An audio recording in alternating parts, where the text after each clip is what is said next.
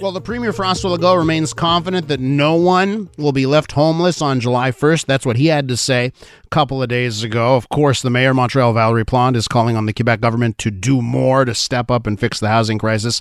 Legault also believes there's some good to take out of rising home values. And I think that's a question that we've had over the last couple of days. Is it a good thing if houses approach Toronto and Vancouver levels? And we keep hearing horror stories from the rental market, from the housing market. For one woman, she did over 200 apartment visits and is still yet to find somewhere to live. So I would bet she would be in disagreement with the Premier of Quebec. Now, a couple of days ago, I mentioned François Legault had some things to say about Toronto and Vancouver and home prices. I want you to listen to what François Legault had to say on home prices in Quebec.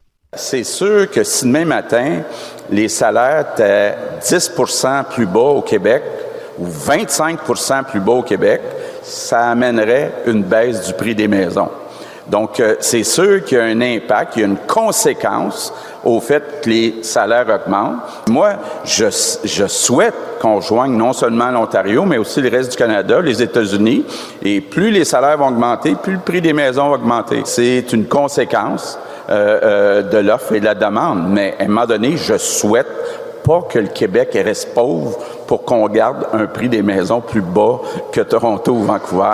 Let's go now for her thoughts on this and more to Catherine Lussier, human rights activist, community organizer at FRAPRU, to talk about what renters are facing in the housing market. Catherine, welcome back to the program. Thank you for receiving us. First things first, what do you think of the comments we've heard this week from the Premier that no one's going to be will find themselves homeless on July 1st?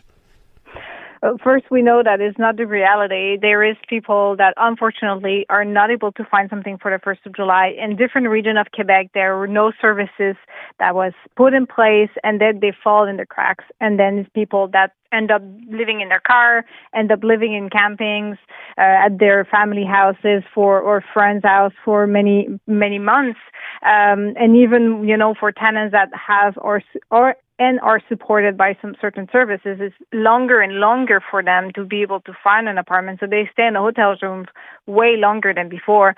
And so we know that is not the reality. And just the number of people that are helped by the services is just the tip of the iceberg of all the people that actually end up in the cracks. And we can see it physically when you see how much homelessness has increased in Montreal, but also in different regions of Quebec.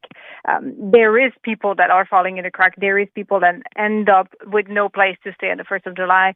It's a false assumption from the Prime Minister that there is, everything is going to be fine and there is no one that, end up basically having no place to stay. So I really don't think anyone disagrees that there's a problem. I mean, I think everyone knows there's a problem. The disagreements come on the solutions.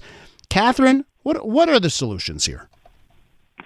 Obviously, we need to work on developing more social housing. We need alternative from the private market, from the private sector, that actually plays a role in speculation, in financialization, increasing the prices.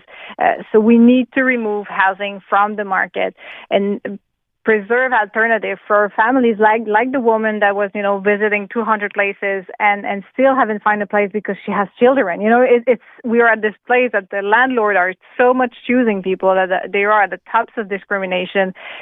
They're really doing a lot of discrimination, especially towards families. So we need really a social housing where people will have an alternative, will be able to find a place that they can afford paying, and they will be able to have a decent place to stay. So Catherine, I guess this is where, you and I would have a disagreement on this subject, because and you say remove housing from the market. Like, are you saying that there should not be a sort of free market when it comes to housing? We can see it how actually putting the housing as a market, because the right to housing is a right. Housing should be a right and considered as a right, not as a merchandise that we can put on the market and that's fluctuate according to what the market is, and we're seeing all the abuses that leads to from putting the housing on the market. That is different abuses of eviction, repossessing of dwelling, and a lot of people that aren't able to find a place to stay just because they're not like in the shape of what people want to have as a tenants. According to us, we need to have more alternative.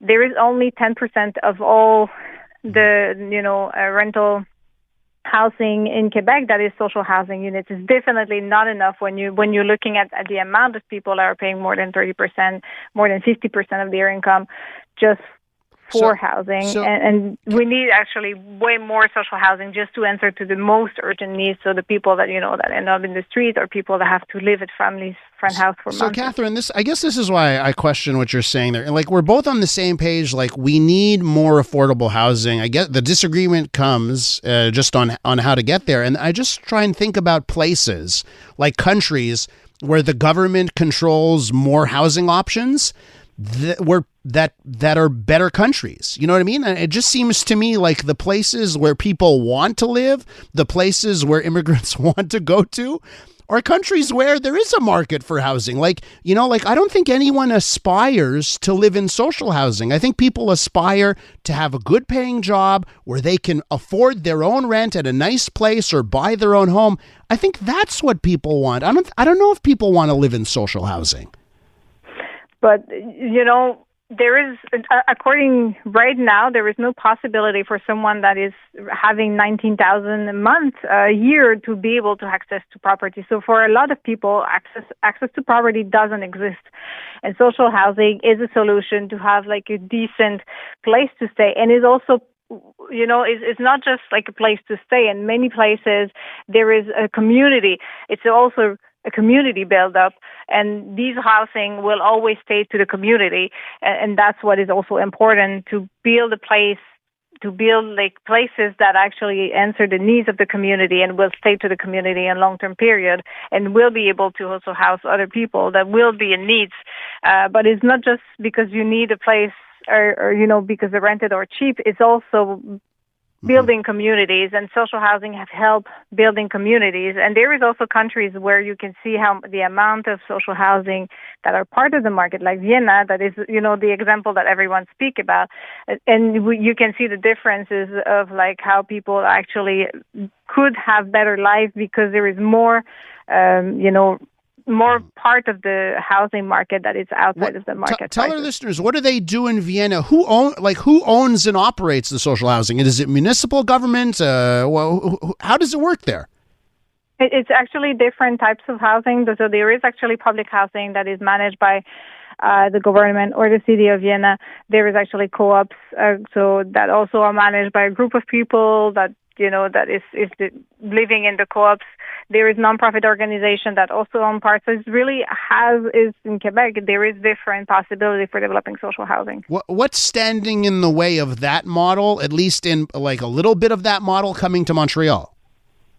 It's definitely the Quebec government that actually refused to put what it needs to develop enough social housing units for answering. And we're really answering the most urgent need, the people that are living in a place that is too expensive, that they are unfit for their family, that is in too bad condition.